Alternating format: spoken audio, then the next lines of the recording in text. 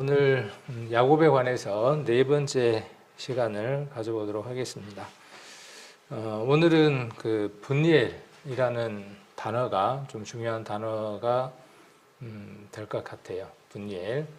그래서 그 항상 이렇게 지명들, 이름들 이런 것들을 통해서 성경에 있는 그 스토리들을 함께 이어가면 훨씬 더 입체적으로 또 성경을 이해할 수 있을 겁니다. 우리가 지난번에는 야곱의 생애에서 길앗 산지에 대한 이야기가 있었습니다. 여기에서 있었던 얘기가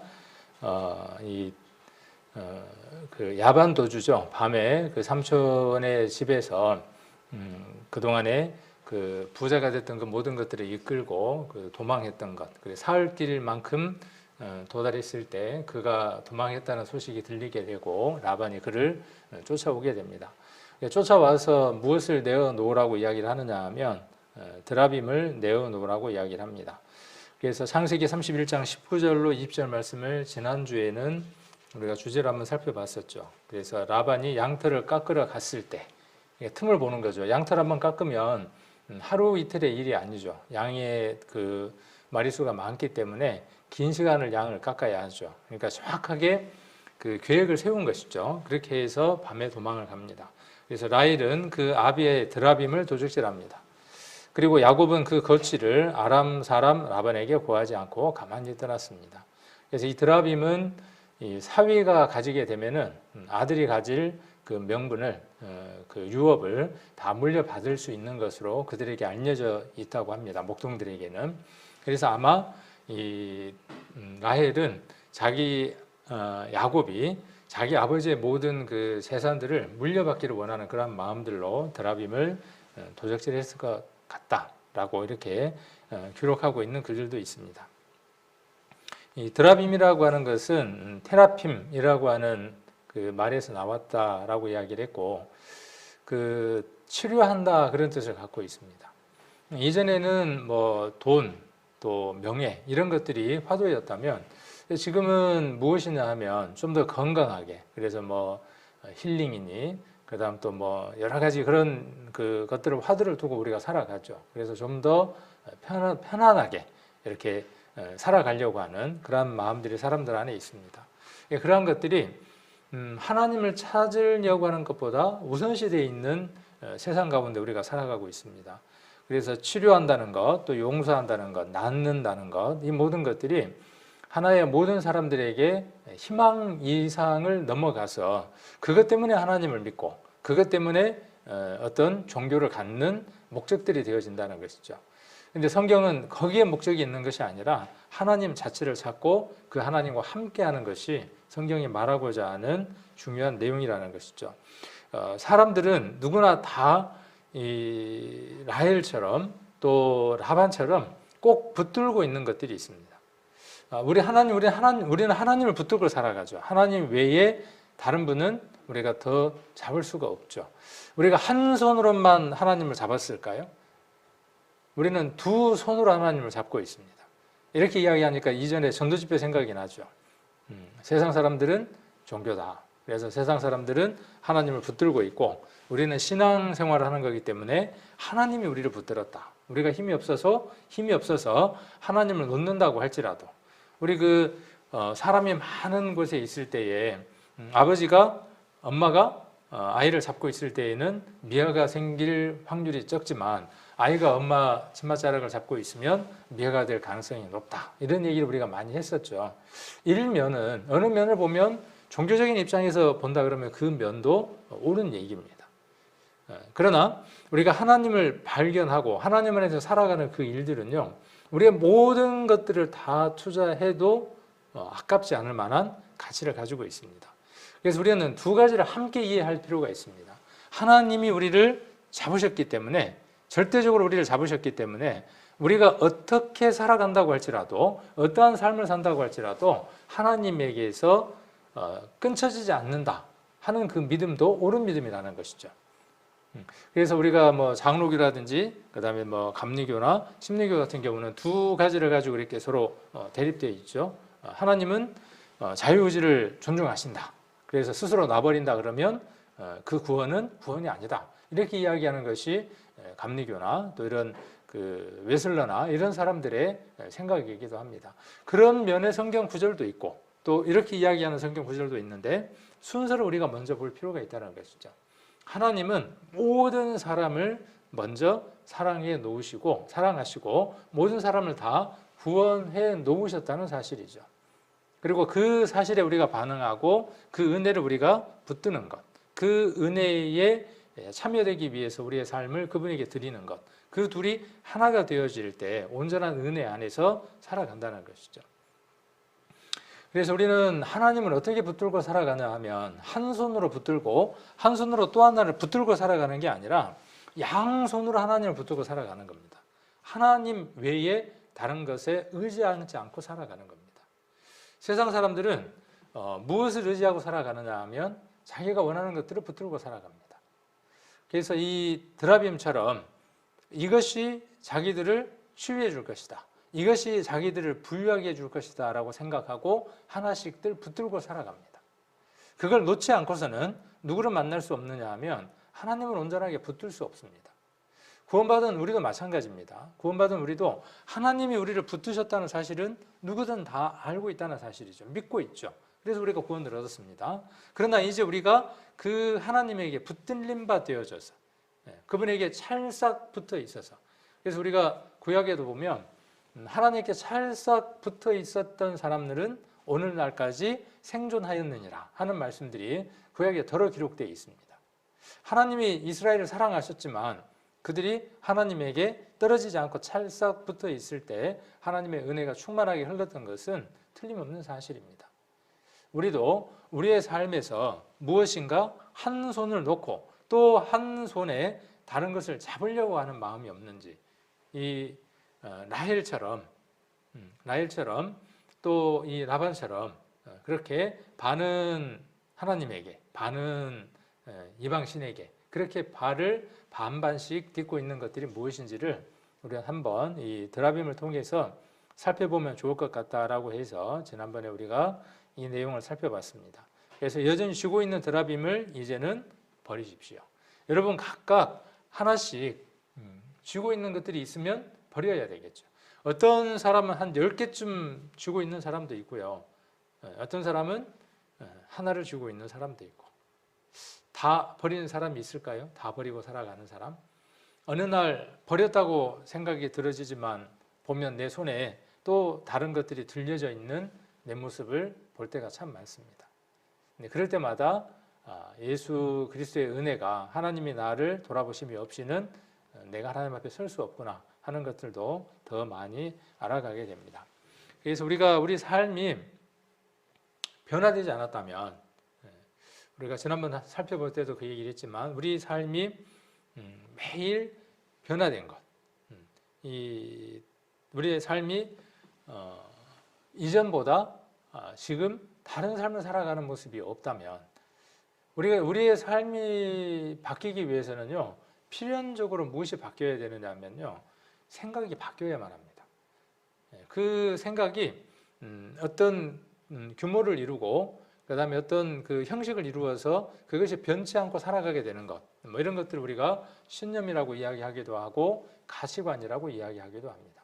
그래서 구원받은 사람들은 시간이 지나면서 말씀을 읽고 하나님하고 관계가 계속 유지되는 가운데에 자기의 생각들이 하나씩 벗겨져 가고 내 생각이 하나님의 그 생각에 도달할 수 없는 생각인 것. 내 생각은 이미 많은 문제를 갖고 있다고 하는 그 확증들이 내 삶 안에서 매일 반복되어지고 내 생각은 버려지고 하나님의 생각이 내 안에 들어와서 하나님의 그 방향들로 우리의 삶이 바뀌지 않으면 생각들이 바뀌지 않으면 우리의 행동도 바뀌지 않는 겁니다. 사람은 생각에 의해서 말하고 또 생각에 의해서 행동을 하더라고요. 그래서 뭔가를 골똘히 생각을 하게 되면 그것이 중요한 것 같으면 밤새도록 골똘하게 생각하는 거죠. 그러다가 누가 옆에서 쿡 찌르기만 해도 그 생각한 게 입으로 나오기도 하죠. 그래서 우리의 모든 생각이 하나님에게로 고정이 되어지고 특히 그 가운데에 이뤄져 버린 사람들을 구원하는 그 일 그래서 내가 누군가를 만나든 누군가하고 대화를 하든 그 모든 것들 안에 내가 복음을 전하기 위한 그 생각들로 가득 채워져서 살아간다면 하나님이 기뻐하시는 삶의 과정들을 걷고 있다, 이렇게 말할 수 있는 겁니다. 그래서 내 생각이 안 바뀌고 있다, 지금까지도 내 생각은 그렇게 바뀐 게 별로 없다, 그렇다 그러면 내 삶도 그렇게 크게 변화된 것이 없을 것이다, 이렇게 이야기를 해볼 수 있을 겁니다. 역으로 내 삶이 바뀌지 않는 근본적인 이유는 무엇 때문에 그러냐 하면 생각이 아직 동기부여가 되지 않고 생각이 아직 가치관들이 변화되지 않았기 때문이다, 이렇게 말할 수 있을 겁니다. 그래서 구원을 받기 전과 받기 전과 구원받은 후가 차이가 없다면 무엇으로서 우리가 하나님 앞에 내가 그리스도인입니다, 하나님의 자녀입니다, 이렇게 말할 것인가 하는 것들도 우리가 한번 돌아볼 필요가 있을 겁니다. 구원은 태어났느냐 태어나지 않았느냐의 지점이죠.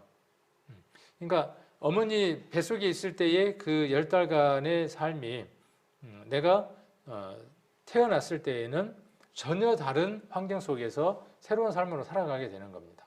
그래서 구원이라고 하는 것은 마치 그것과 같습니다. 그래서 내가 전혀 이전과의 삶이 다른 삶으로 이어져 가는 것, 또 그렇게 내가 발견되어지는 것, 이것이 은혜라는 것도 우리가 지난번에 드라빔을 통해서 한번 확인해 보시면 좋을 것 같습니다. 그 다음 이 길르앗에서 있었던 일 가운데 또 하나 어떤 일이 있느냐 하면 라반하고 야곱하고 우리가 앞으로 어떤 일이 있다고 할지라도 상호 전쟁을 치르거나 불편한 일이 없도록 하자, 그래서 상호 불가침 조약을 맺습니다. 어디에서 맺느냐 하면 길르앗에서 맺습니다. 그래서 이 내용을 한번 우리가 보면 이 관점이라고 하는 것, 가치관이라고 하는 것, 그 사람이 어떠한 생각으로 살아가고 무엇을 보고 살아가는가에 따라서 사람의 말과 언어 같은 것이죠, 그 관점들이 다르다고 하는 것들을 한번 발견해 볼 수 있을 겁니다. 창세기 31장입니다. 창세기 31장 44절부터입니다. 44절부터 31장 44절부터 이제 보라, 너와 내가 언약을 세워. 이 너는 라반, 야곱, 그리고 나는 누구냐 하면 지금 라반, 야곱과 라반의 지금 언약 얘기를 하는 겁니다. 그것으로 너와 내 사이에 증거를 삼을 것이니라.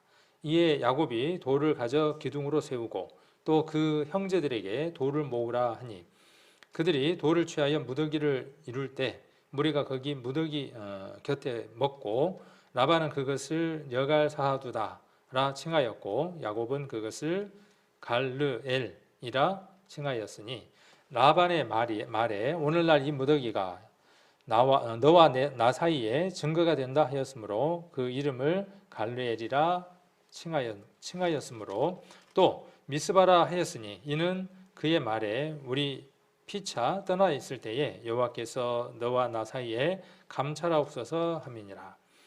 내가 내 딸을 박대하거나 내 딸들 외에 다른 아내들을 취하면 사람은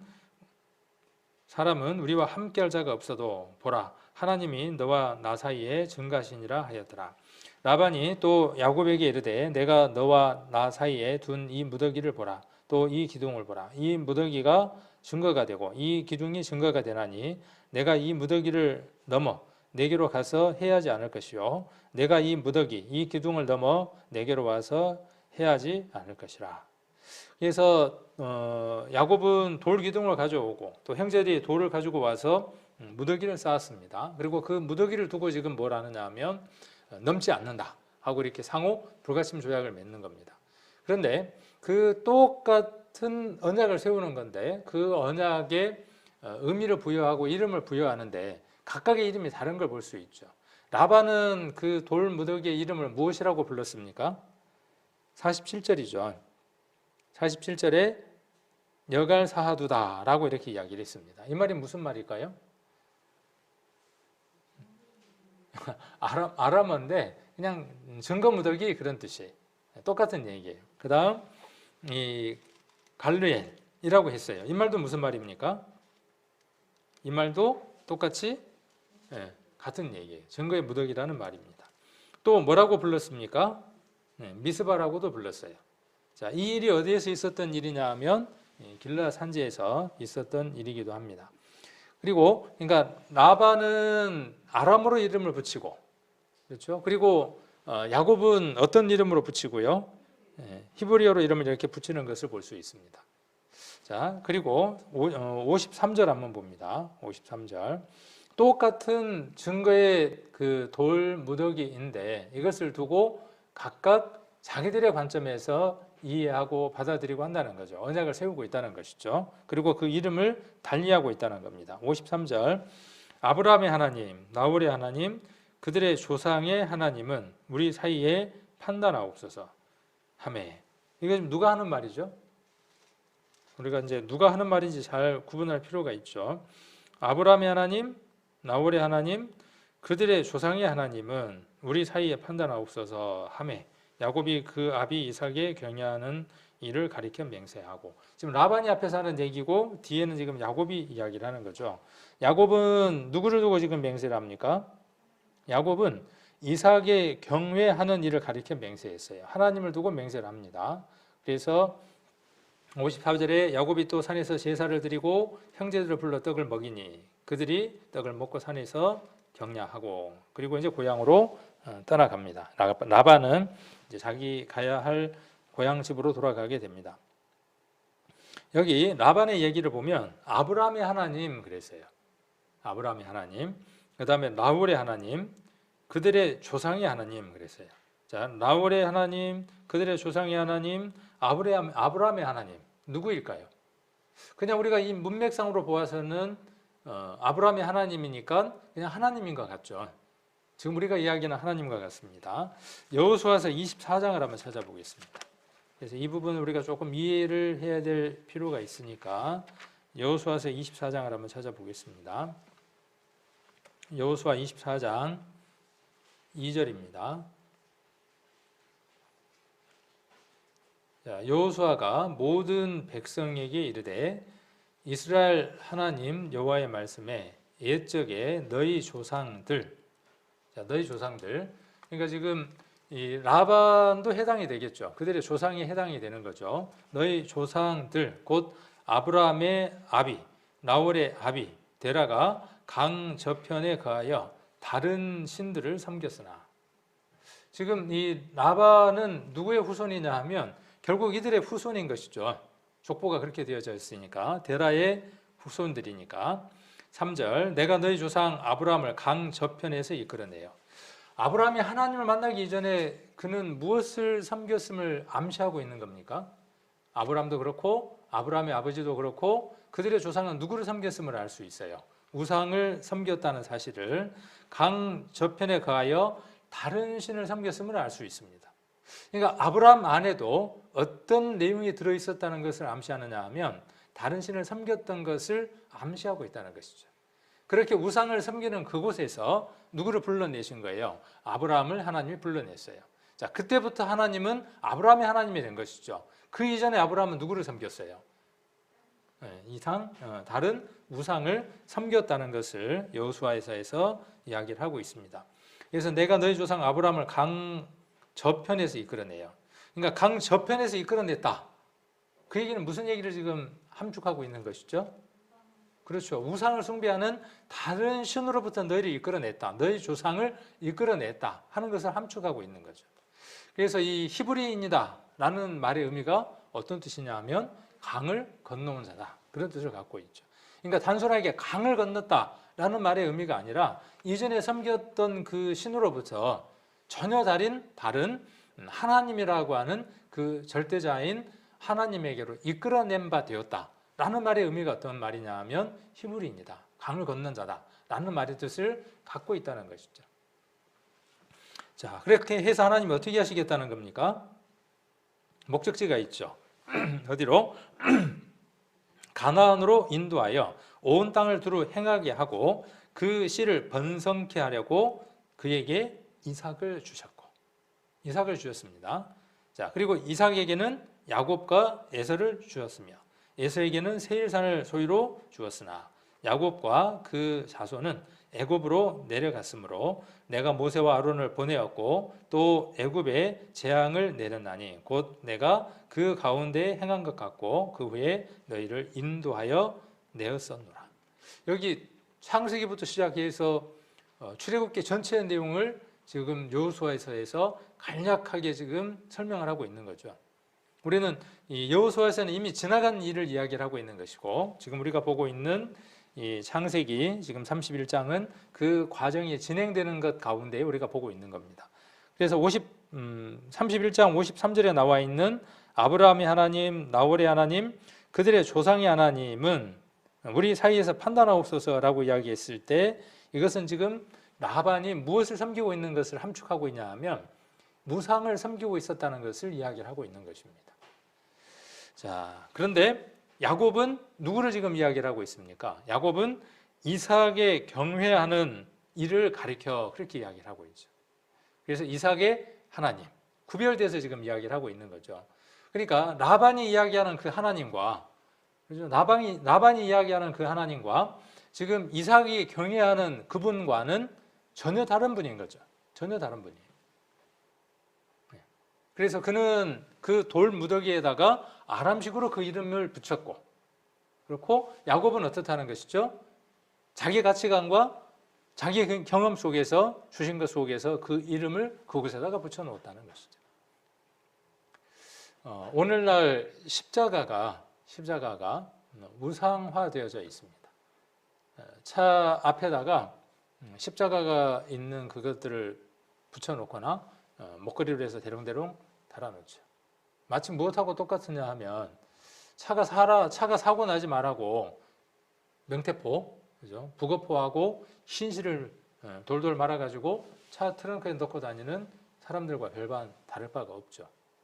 그 명태나 실이 사고로부터 자기를 지켜줄 것이라고 생각하고 그곳에다가 묶어놓는 것처럼 지난번에 어느 집에 그 집 인테리어를 다 끝내고 이사 가기 전에 부엌에 가보니까는 이런 스텐 그 국그릇에다가 쌀을 담아놨더라고. 쌀을 담아놓고 거기다 뭔가 이상한 걸 해놨어요. 동전을 넣어놨던가? 네. 기억이 제가 정확하게 안 나는데 이렇게 해놨어요. 그래서 직감적으로 뭘 알았냐 하면 이들은 뭐예요? 자기 조상의 하나님이에요. 이 하나님이라는 말이 뭐냐 하면 그들이 섬기는 우상이에요. 하나님이라는 말. 하나밖에 없는 님. 그들은 하나밖에 없는 분이 누구라고 생각하는 거예요? 자기들이 생각하는 그 신이라고 생각하는 것이죠. 우상이죠. 그러나 우리가 생각하는 하나밖에 없는 하나님은 누구예요? 여호와 하나님이에요. 그래서 엘이라고 하는 그 히브리어가 누구에게서 어떻게 쓰이느냐는 것에 따라서 우상이 되어지고 하나님이 되어지기도 하죠. 그래서 십자가가 많은 사람들에게 오늘날 그 십자가가 자기의 소원을 빌었을 때 그 소원을 성취시켜주는 대상으로서 바뀌어 있다는 것이죠. 그리고 거기에다 무엇을 걸어 놓느냐 하면 예수님이 참혹하게 돌아가시는 형상을 붙여 놓습니다. 그리고 그걸 매일 쳐다봅니다. 그리고 그것이 신앙인 것처럼 말하고 또 그렇게 그곳에다가 기도하고 하는 시간들을 갖습니다. 누구하고의 관계는 맺어지지 않는 상태로요. 하나님하고의 관계가 정리되지 못한 채 그렇게 우상처럼 십자가를 예수님의 형상을 섬기는 사람들도 있습니다. 그것은 십자가라고 하는 우상, 형틀에 죽은 육체로 오신 그 예수 그리스도를 우상화해서 단지 섬기고 있는 하나님하고 관계없는 그런 삶들을 살아가는 모습이기도 합니다. 똑같은 십자가예요. 같은 십자가예요. 저와 여러분에게 있는 그 십자가와 지금 저 밖에 있는 세상 사람들에게 그 십자가와 예수 그리스도의 형상은 전혀 다른 것입니다. 이전에 우리도 그렇게 그 믿음을 가졌던 사람들도 있습니다. 그러나 어느 날 그것이 아니라는 것을 발견하고 참 믿음 안에 이렇게 들어와서 살아가는 사람들은 참으로 행복한 사람입니다. 자, 그래서 이 길르앗에서 이러한 일들이 있었다는 것. 그래서 야곱은 여기에다가 갈르엘, 엣이라고 그렇게 이야기를 했고 또 미스바라는 말은 망대 그런 뜻을 가지고 있는 곳입니다. 그래서 여기를 길르앗 산지라고 되어 있기도 하지만 어떤 그 지도에도 보면 밑에다가 미스바 이렇게라고 지명을 적어 놓은 것도 있습니다. 자, 그래서 52절은 우리가 아까만 봤었죠. 그래서 이 돌 무더기가 되어졌던 것들을 우리가 한번 살펴보는 시간을 가졌습니다. 우리는 세상 사람들하고의 언어가 어떨까요?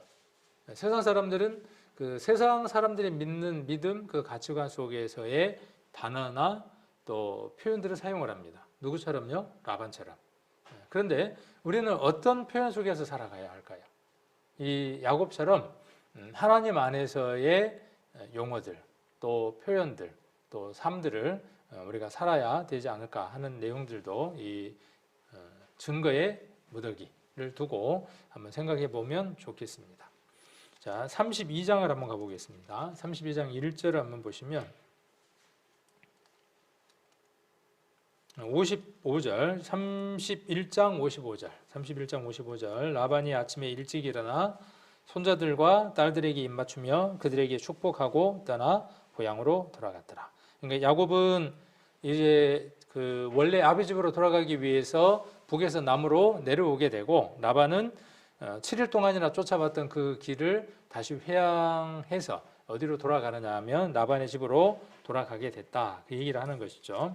32장 1절 야곱이 그 길을 진행하더니 하나님의 사자들이 그를 만나지라. 야곱이 그들을 볼 때에 이르기를 이는 하나님의 군대라 하고 그 땅 이름을 마하나임이라 하였더라. 이 마하나임이라고 하는 뜻은 하나님의 군대 그런 뜻입니다. 그러니까 성경 속에 이렇게 그 원어에 대한 뜻들을 다 그 속에 함께 포함해서 이야기를 하고 있습니다. 이 하나님의 군대 이퀄 뭡니까? 마하나임. 또 뭡니까? 하나님의 사자들. 하나님의 천사, 사자, 천사 뭐 같은 의미로 이렇게 쓰여지니까 한두 명의 천사를 만난 게 아니라 많은 천사들을 만났다. 그래서 그들을 하나님의 군대라고 불렀고 그 땅 이름을 하나님의 군대라고 하는 히브리어 마하나임이라고 이렇게 불렀다고 이야기를 하고 있습니다. 그래서 그 지명이 마하나임이 되는 겁니다. 그러니까 미스바, 그 다음에 마하나임, 그 다음에 아까 갈르엣 이런 이름들이 어떤 유래가 있는가 하는 것들을 우리가 잘 기억해 두시면 좋겠습니다. 자, 그래서 아까 이제 그 말씀을 한번 찾아서 읽어봤고요. 그 다음 야복강에서 기도하는 내용이 나옵니다. 32장 3절 한번 보시면 제가 보는 성경에는 중간에다가 이렇게 작은 제목을 붙여놨어요. 그 제목에 뭐라고 써놨냐 하면 야곱의 생존 전략 그래놨어요. 야곱이 이제 어떻게든 살아야 될 것 같아. 왜 살아야 되느냐 하면은 형 에서를 지금 만나야 되는 상황 가운데 처해 있는 거예요. 근데 지금 바단 아람에서 20년 동안 있으면서 양도 많아졌고, 그렇죠? 염소도 많아졌고, 또 자녀들도 많은 자녀들을 얻었습니다. 그러니까 20년 동안 거부가 돼서 어디로 가느냐 하면 이전에 아버지 고향으로 지금 살았던 곳으로 내려가는 거죠. 내려가려고 딱 하니까 머릿속에서 떠오르는 게 있을까요? 없을까요? 있죠. 그 리브가의 얘기, 어머니의 그 얘기가 생각이 나겠죠. 그러면서 또 동시에 누구도 생각이 나겠어요. 형님하고의 일이 20년 전의 일이지만은 스쳐가겠죠. 그러면서 어떤 생각이 들까요? 그때 생각이 나면서 지금 어떻게 될 것 같아요? 지금도 형 예서가 그 분한 감정을 풀지 않고 만나면 죽여버릴 것 같은 그런 마음이 드는 거예요. 자기만 죽이면 괜찮을 것 같은데 자기 식소들까지도 죽일 것 같은 그런 불안한 마음들이 누구 안에 여전히 있느냐 하면 야곱 안에 여전히 있습니다. 이미 야곱은 이전에 하나님을 만난 많은 경험들을 했던 것들을 우리가 이전에 살펴봤습니다. 많은 경험들을 했죠. 그 경험들 속에서 하나님이 자기와 함께한다. 여기 함께한다. 그래서 베델이라는 이름도 짓고 여러 가지 이름들을 했던 것들을 우리는 이미 경험했습니다. 야곱도 경험했습니다. 그럼에도 불구하고 자기가 풀어야 하는 더 큰 문제가 하나 올 때에 하나님에게 기도하는 마음, 그런 마음이 필요하겠죠. 그러하면서도 우리는 어떻든가요? 이 야곱의 마음과 같은 것들을 보게 됩니다. 두려워요. 거대한 그 쓰나미 같은 파도를 만날 때 사람들은 두려워할 수밖에 없는 것처럼 우리는 우리 인생에 있어서 많은 내가 만나지 못한 많은 일들을 만나게 되면요, 자동적으로 두렵습니다. 야곱도 그렇게 두려운 마음이 있었던 것을 성경은 잘 표현을 해주고 있습니다. 32장 3절 한번 보시면 야곱이 세일 땅 에돔 들에 있는 형 에서에게로 사자들을 자기보다 앞서 보내며 그들에게 부탁하여 가로되 너희는 이같이 내 주 에서에게 구하라. 주의 종 야곱이 말하기를 내가 라반에게 붙여서 지금까지 있었사오며 내게 소와 나귀와 양떼와 노비가 있사오므로 사람을 보내어 내 주께 구하고 내 주께 은혜 받기를 원하나이다 하더라 하라 하였더라. 하였더니 사자들이 야곱에게 돌아와 가로되 우리가 주의 형 에서에게 이른즉 그가 400인을 거느리고 주인을 만나려고 오더이다. 야곱이 심히 두렵고 답답하여 자기와 함께한 종자와 양과 소와 약대를 두 떼로 나누고 가로되 에서가 와서 한 떼를 치면 남은 한 떼는 피하리라 하고 야곱이 또 가로되 나의 조부 아브라함의 하나님 나의 아버지 이삭의 하나님 여호와여 주께서 전에 내게 명하시기를 내 고향 내 족속에게로 돌아가라 내가 내게 은혜를 베풀리라 하셨나이다. 나는 주께서 주의 종에게 베푸신 모든 은총과 모든 진리를 조금이라도 감당할 수 없사오나 내가 내 지팡이만 가지고 이 요단을 건넜더니 지금은 두 때나 이루었나이다. 내가 주께 간구하오니 내 형의 손에서 에서의 손에서 나를 건져내옵소서. 내가 그를 두려워하오면 그가 와서 나와 내 처자들을 칠까 겁냄이니이다. 주께서 말씀하시기를 내가 정녕 내게 은혜를 베풀어 내 씨로 바다에 셀 수 없는 모래와 같이 많게 하리라 하셨나이다. 그래서 그 약속을 다시 한 번 더 하나님에게 이야기를 하면서 그렇게 약속하셨습니다. 그렇게 되기를 원합니다 하는 그 기도의 내용들을 이야기를 하면서 동시에 두려우니까 어떻게 하느냐 하면 여전히 이전에 그 꽤 많았던 야곱, 술수를 쓰는 그 야곱의 모습이 다시 나타나는 것을 볼 수 있죠. 형이 지금 몇 명을 데리고 온대요? 400명을 데리고 온대요. 뭐 때문에 데리고 올까요? 할 수가 없어요. 여기에서 지금 뭐 때문에 데리고 오는지에 대한 내용이 없어요. 근데 400인을 건드리고 온다 그러니까 지금 야곱의 마음은 어떤 거예요? 여기 지금 7절에 잘 기록이 되어 있네요. 심히 두렵고 답답한 거예요. 20년 전이 생각이 나면서요. 이게 이제 그동안에 형이 어떻게 했다고 생각하는 거예요, 지금. 칼을 20년 동안 갈았다고 생각하는 거예요. 그래서 칼이 지금 닳고 닳아서 뾰족해져서 살짝 되기만 해도 지금 죽을 판에 처했다고 지금 야곱을 생각하는 거죠. 그래서 자기가 살기 위해서 두 대로 나누어서 앞에 하나 두고 뒤에 두고 앞에 치면 여차하면 나는 도망가리라 하는 그런 마음. 그러나 어떤 생각을 갖고 있죠? 하나님께서 고향으로 돌아가리라 은혜를 베풀리라 했던 그 약속이 지금 야곱 안에 들어있는 것을 볼 수 있습니다. 우리도 그렇죠. 우리도 늘 우리들 안에 이 둘이 함께 있는 것들을 봅니다. 하나님의 언약이 확정되기도 하면서 동시에 두려운 마음으로 사람을 의지하거나 사람을 두려워하는 그런 마음들이 우리 안에 또 함께 있는 것들을 봅니다. 자, 그리고 24절부터 한번 보겠습니다. 24절부터 22절 한번 보시면 22절부터 밤에 일어나 두 아내와 두 여종과 11아들을 인도하여 야복 나루를 건널세 그들을 인도하여 시내를 건너며 그 소유도 건네고 야곱은 홀로 남았더니 어떤 사람이 날이 새도록 야곱과 씨름하다가 자 이제 그 야복 나루에서 다 어떻게 했어요? 먼저 건네게 했죠. 그리고 지금 누구만 남았습니까? 야곱만 홀로 남았어요. 그리고 어떤 사람이 날이 새도록 그래서 이 어떤 사람이 누굴까요? 자, 이 어떤 사람이라고 기록되어 있는 것들을 우리가 쭉 함께 읽어가면서 확인 한번 해보기를 원합니다. 자, 어떤 사람이 날이 새도록 야곱과 씨름을 하다가 이 씨름의 주체가 누구인 것 같아요? 야곱이 씨름을 걸었습니까? 어떤 사람이 씨름을 걸었습니까? 우리가 잘 살펴봐야 할 것이 어떤 사람이 주체가 되어져서 씨름이 이루어진 것이죠. 이 씨름의 출발이. 자, 25절 그 사람이 자기가 야곱을 이기지 못함을 보고 야곱의 환도뼈를 치매 야곱의 환도뼈가 그 사람과 씨름할 때에 위골되었더라. 위골은 뼈가 어긋난 겁니다. 위골되었더라. 그 사람이 가로되 날이 세려하니 나로 가게 하라. 야곱이 가로되 당신이 내게 축복하지 아니하면 가게 하지 아니하겠나이다. 그 사람이 그에게 이르되 네 이름이 무엇이냐? 그가 가로되 야곱이니이다. 그 사람이 가로되 네 이름을 다시는 야곱이라 부를 것이 아니요 이스라엘이라 부를 것이니 이는 내가 하나님과 사람으로 더불어 겨루어 이기었음이니라. 야곱이 청하여 가로되 당신의 이름을 고하소서. 그 사람이 가로되 어찌 내 이름을 묻느냐 하고 거기서 야곱에게 축복한지라.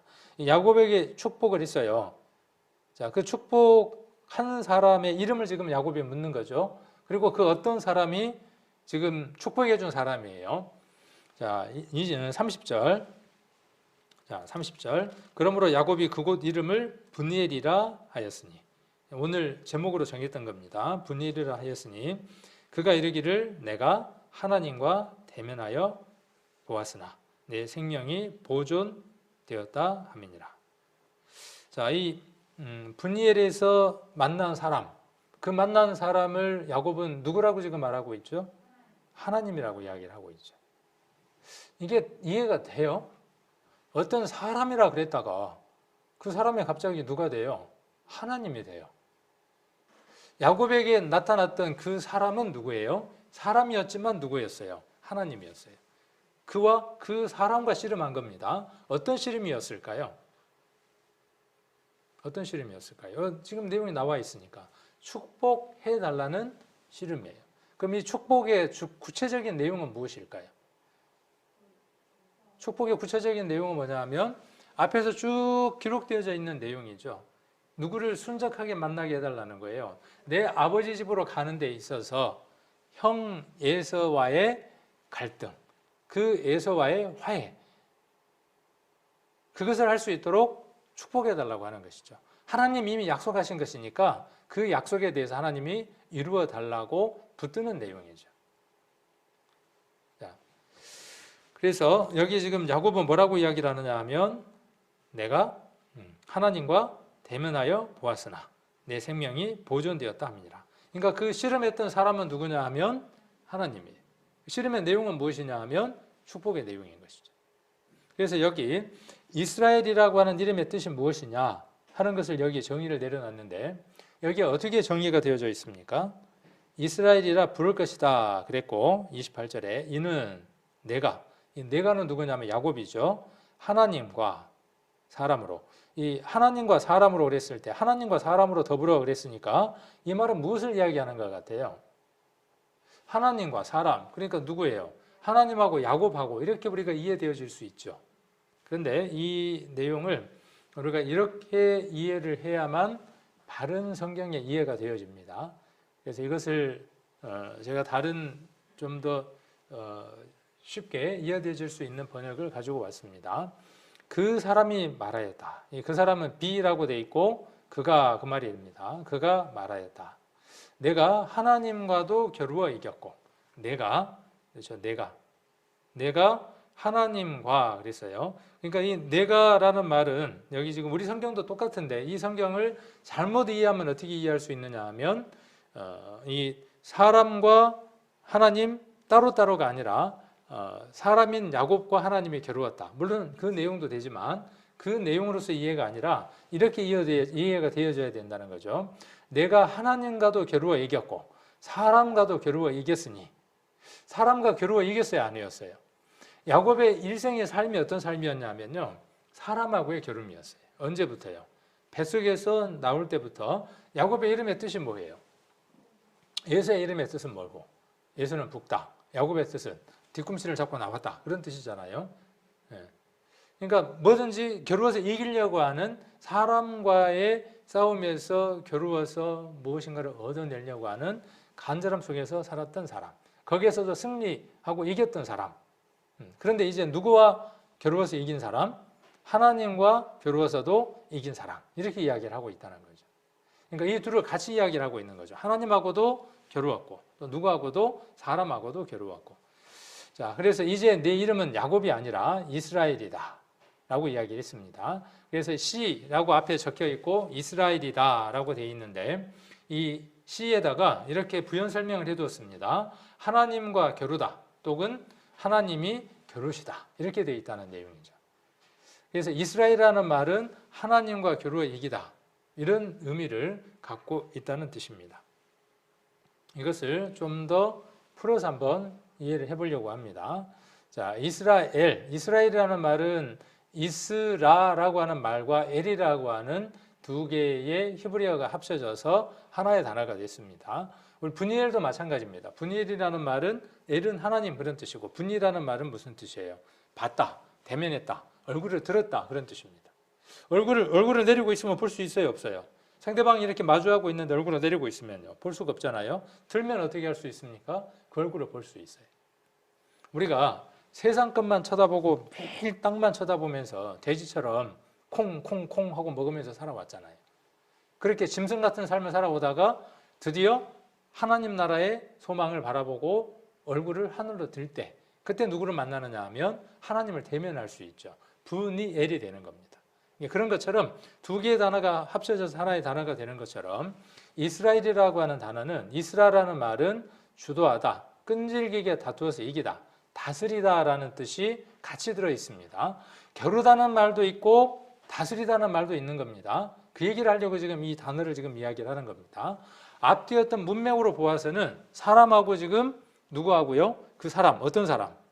아까 이야기했던 하나님. 하나님과 야곱인 두 사람이 겨루는 것처럼 마치 뭐 하는 것처럼요. 씨름하는 것처럼 이렇게 우리가 머릿속에 이 성경을 그리더라는 거죠. 그래서 그 씨름에서 누가 이겼습니까? 자, 씨름에서 누가 이겼어요? 씨름에서 누가 이겼습니까? 야곱이 이겼습니까? 잘 내용을 한번 쭉 한번 전개를 해보세요. 그 앞에 우리 이스라엘이라는 말에 그 설명에 들여져 있는 그것을 조금 접어두고 한번 앞뒤 문맥 속에서 이 싸움에서 결국 누가 승자입니까? 야곱이 승자입니까? 하나님이 승자입니까? 하나님이 승자죠. 그렇죠? 야곱은 어떻게 됐어요? 패자예요, 패자. 왜 패자가 됐어요? 아니, 이 환도뼈가 위골이 되어져서 다리를 절게 생겼는데 야곱이 어떤 승리를 얻었습니까? 겨루어서 이긴 게 없어요. 그러면 여기 겨루어서 이겼다는 말의 의미는 무엇이냐 하면 그가 간절히 바라고 원하는 바를 그 사람을 하나님을 붙들어서 그 요구하는 바를 얻어냈다라는 의미예요. 겨루어서 이겼다는 말의 의미가. 그래서 여기서 좀 더 정확한 이스라엘이라고 하는 말의 의미는 무엇이냐 하면 겨루었다라는 말의 의미보다는 그가 하나님 다스림 아래로 들어가게 됐다라는 의미예요. 비로소 하나님이 축복해 주시는 그 축복 아래로 들어가는 삶을 살게 됐다라는 의미예요.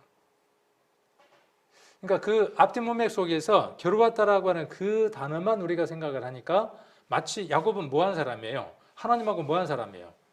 한판 뜬 사람이에요. 한판 뜬 사람. 근데 한판 뜰 수 있어요? 없어요? 한판 뜰 수 있는 존재가 아니에요. 그런 존재 자체가 아닙니다. 인생은. 한판 뜬다는 존재 있었죠. 얼마 전에. 하나님 까불지 마. 까불면 나한테 죽어. 그 망언했던 사람 있죠. 정신 나간 사람이에요. 그 사람 완전 정신 나간 사람. 머리가 이렇게 돌지 않고서야 그런 말을 할 수가 없죠. 이미 그는 제가 봤을 때는 이미 선을 넘어버린 사람. 마치 이 이스라엘이라고 하는 단어를 우리 머릿속에서 야곱은 하나님하고 단판을 지어서 씨름을 해서 하나님을 넘어뜨렸다라고 이해하는 단어로 이스라엘을 이해한다면 그 이해가 잘못된 이해라는 것이죠. 그런데 물론 우리가 읽으면서 어떤 느낌이 오니까요. 단어에서 그런 느낌이 오니까 우리는 이 부분을 그렇게 이해하더라는 것이죠.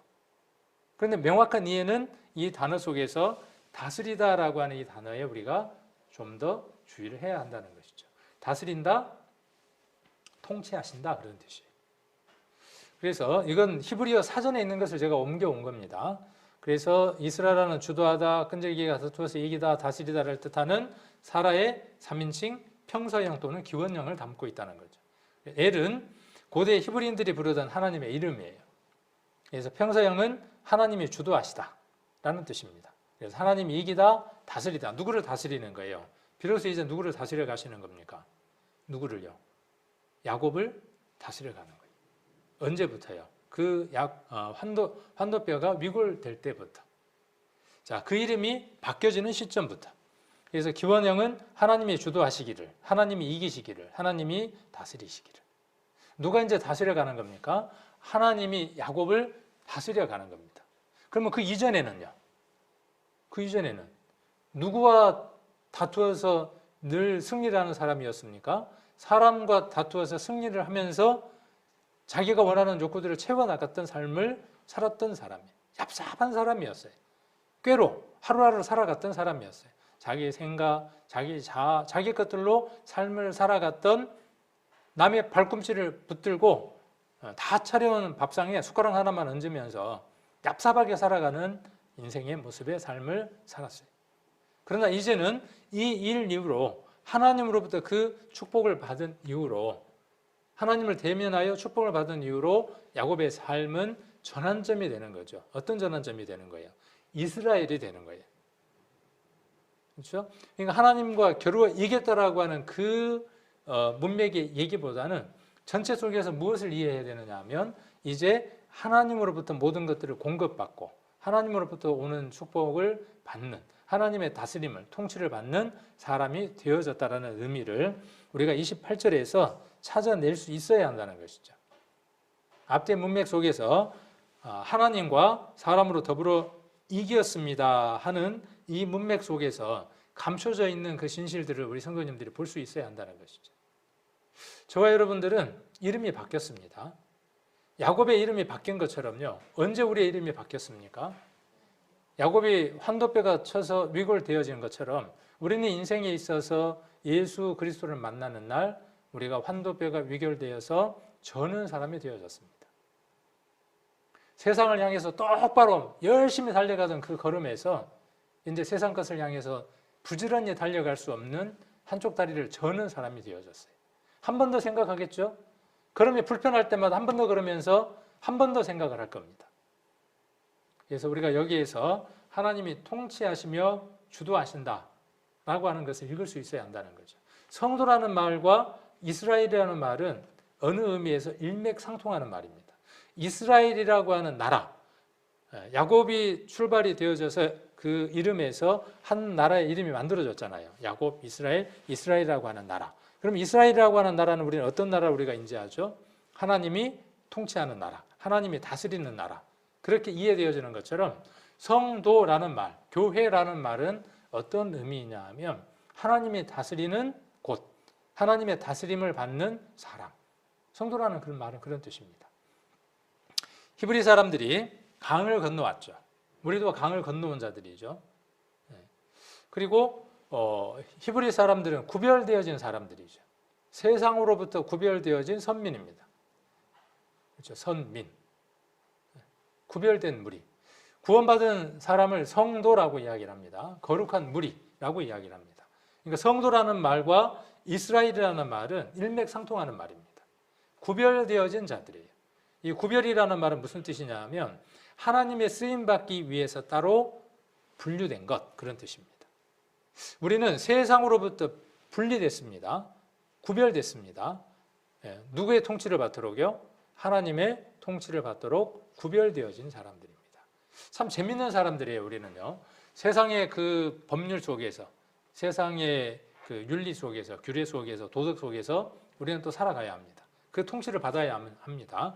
대한민국 국민으로서의 그 통치를 우리는 받으며 살아가야 합니다. 동시에 또 우리는 누구의 통치를 받으며 살아가야 되느냐 하면 하나님 나라의 그 하나님의 주권의 통치를 받으며 살아가야 하는 사람들이기도 합니다. 어느 게 우선일까요? 어느 것이? 하나님의 그 통치를 받으며 살아가는 그 삶이요. 지금 우리나라에서 만들어 놓은 도덕과 또 윤리와 규범과 도덕에 전혀 위배되지 않는다는 사실이에요. 오히려 더 그 급이 훨씬 더 높은 급을 갖고 있습니다. 하나님의 통치를 우리가 순종하고 거기에 우리가 다스림을 받고 살아가면요, 성경에 나와 있는 대로 사무엘이 그랬던 것처럼 예수님이 그렇게 칭함을 받았던 것처럼 사람과 하나님께 사랑받는 사람들이 됩니다. 그리고 그걸 통해서 우리가 복음을 전할 수 있는 통로들이 되어진다는 사실이기도 합니다. 자, 그래서 분이엘이라고 했고 이곳에서 환도뼈가 위골돼서 걸었다 그랬어요. 절었다라고 이야기를 했죠. 환도뼈가 어디가 환도뼈일까요? 그 어르신들 고관절 수술한다 할 때 그 고관절인가요? 맞나요? 그렇게 이해해도 되더라고요. 이렇게 쭉 살펴보니까 자료들을 쭉 살펴보고 그림들을 이렇게 찾아보니까 딱 어느 자리냐면은 우리 여기 이 뭐죠? 넓적다리 위에 이렇게 기역자 형태로 돼서 그 어디죠? 골반뼈에 이렇게 붙어서 움직이는 그 뼈. 거기가 위골됐으니까 어떻게 되겠어요? 제대로 걸을 수 있겠어요? 없겠어요? 제대로 걸을 수가 없죠. 자, 이렇게 환도뼈가 위골된 상태로 누구를 만나는지 아십니까? 이 대목도 굉장히 재밌어요. 이런 상태에서 누구를 만나느냐 하면 예수를 만납니다. 예수를 만나서 야곱은 어떤 형태를 취할까요? 저기 형 예서가 있고요. 야곱은 지금 누구를 봤겠어요? 형도 보고 지금 형님도 보고 동생도 본 거예요. 누구를요? 서로 간 형제간에 본 겁니다. 20년이 지났지만 어때요? 딱 걸음걸이가 보니까 주가부지를 닮았거든. 딱 닮은 거 보니까.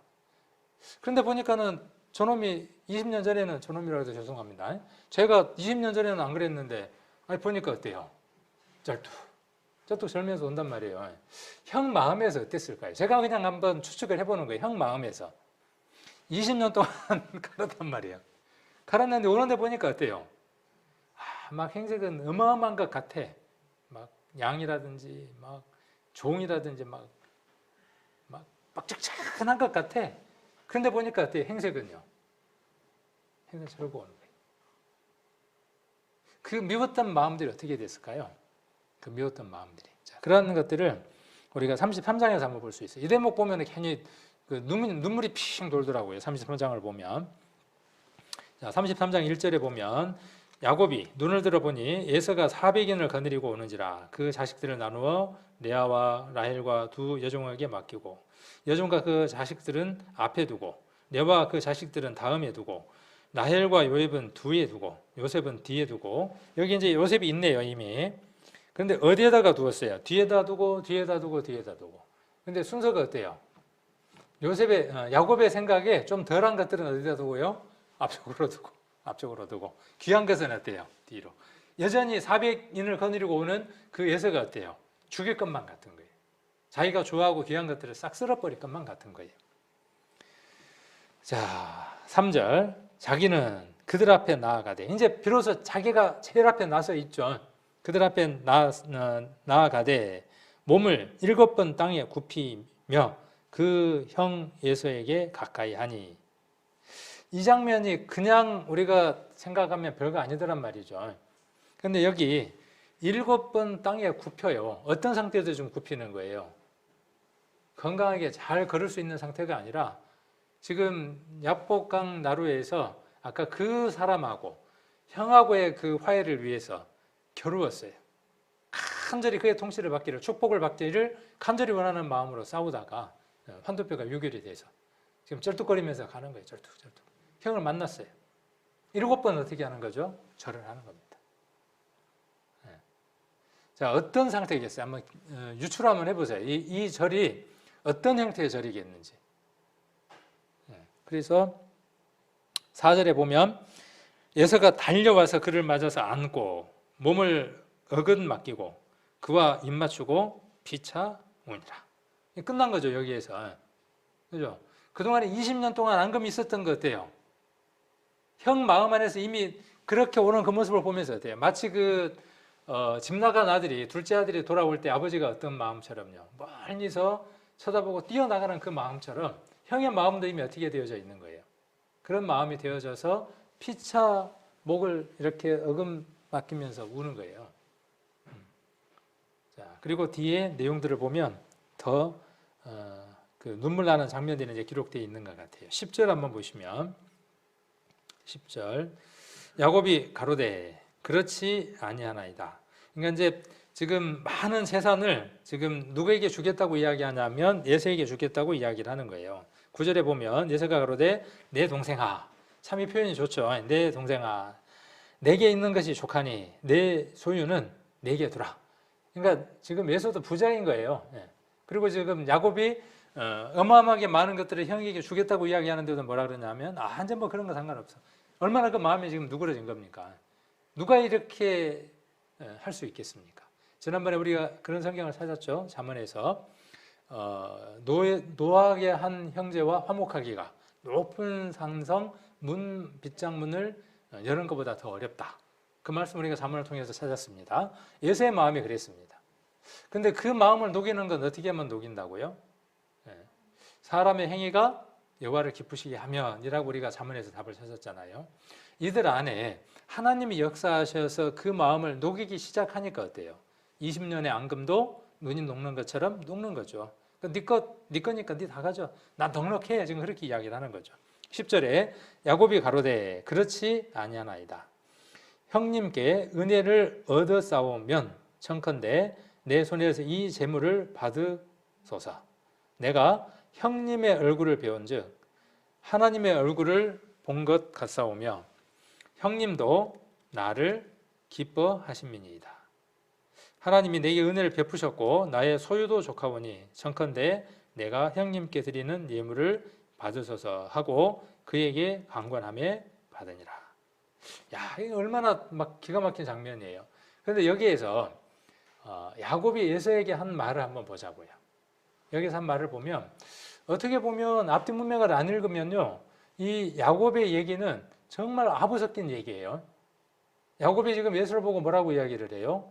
형님 얼굴을 보니까 누구 얼굴을 보는 것 같아요? 하나님 얼굴을 보는 것 같은 거예요. 이 구절만 우리가 딱 띄워놓으면요, 이 야곱이 감히 자기 형을 하나님 얼굴 본 적도 없으면서 그렇게 갖다 댄단 말이에요. 아부가 대단하네. 근데 맞는 말이에요, 틀린 말이에요, 지금요?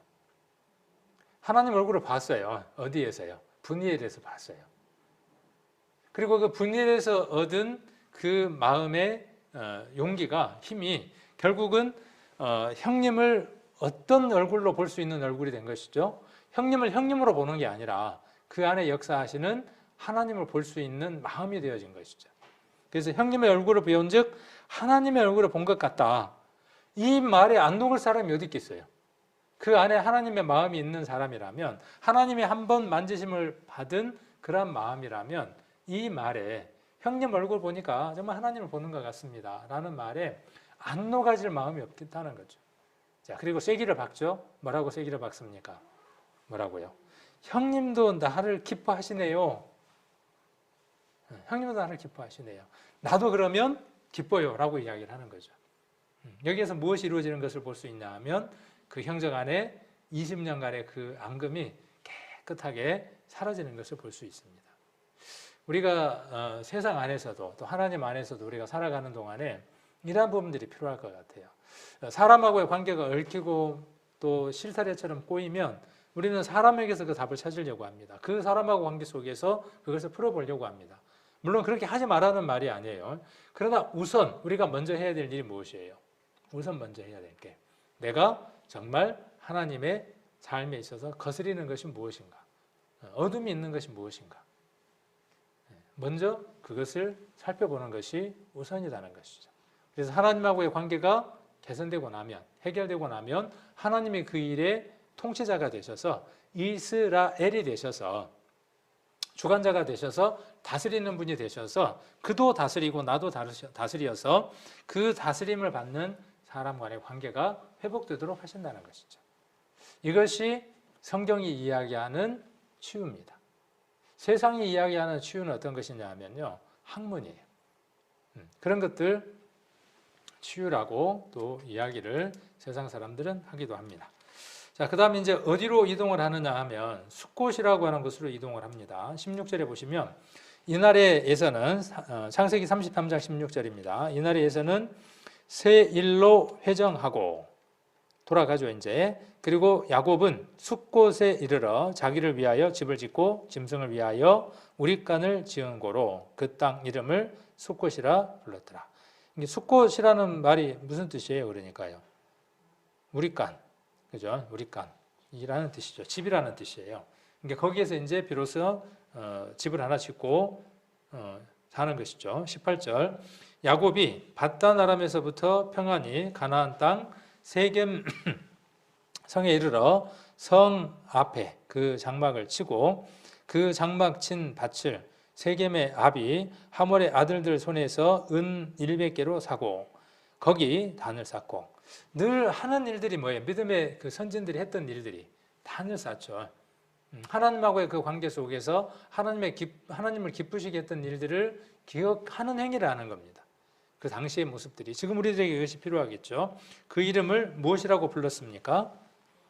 자, 이전에는 세겜성에 있었던 한 성 앞에 장막을 지었어요. 근데 그 세겜 땅에 있었던 그곳 성 이름을 자기 이름식으로 바꾸기 시작을 하죠. 그 이름이 뭘로? 엘로헤 이스라엘이라고 이름을 붙였어요. 이름의 뜻이 뭡니까? 엘로헤 이스라엘. 엘 하나님 그만입니다. 곧 엘로헤 이스라엘, 이스라엘의 하나님 그런 뜻이에요. 이전에도 하나님이었어요. 우리가 지난번에도 그 말씀을 드렸지만 이전에도 하나님은 하나님이셨어요. 여호와셨어요. 그런데 이제는 이 야곱에게 임했던 하나님, 그 이름을 무엇으로 바꿔주셨던 하나님? 이스라엘로 바꿔주셨던 하나님 그런 뜻이에요. 엘로헤 이스라엘이라는 말은 뭐냐 하면 이스라엘이라고 하는 이름으로 바꿔주신 하나님 그런 뜻이에요. 그러니까 거기에다 그런 이름을 붙였다고요. 왜 이름을 그렇게 붙였을까요? 왜? 잊어버리지 않기 위해서죠. 그 이름을 통해서 어때요? 그것이 지워지지 않도록 그곳에 기념하기 위한 것이죠. 그래서 오늘 33장까지 내용을 한번 살펴보는 시간을 가졌습니다. 그래서 이스라엘이라고 하는 그 이름의 뜻을 우리 성도님들이 괴로워 이겼다 하는 그 뜻과 함께 야곱이 이름이 바뀐과 동시에 하나님의 통치 속으로 들어갔다. 다스림을 받는 자가 됐다. 그래서 이스라엘이라고 하는 그 이름의 뜻은 통치를 받는 사람이 되어졌다라는 이름으로 그 속에 있는 것들을 퍼올릴 수 있는 또 기억할 수 있는 그런 시간들이 되시기를 원하고 여러분의 삶들 가운데에도 이스라엘 하나님의 그 통치를 받는 다스림을 받는 그러한 삶이 되시기를 원합니다.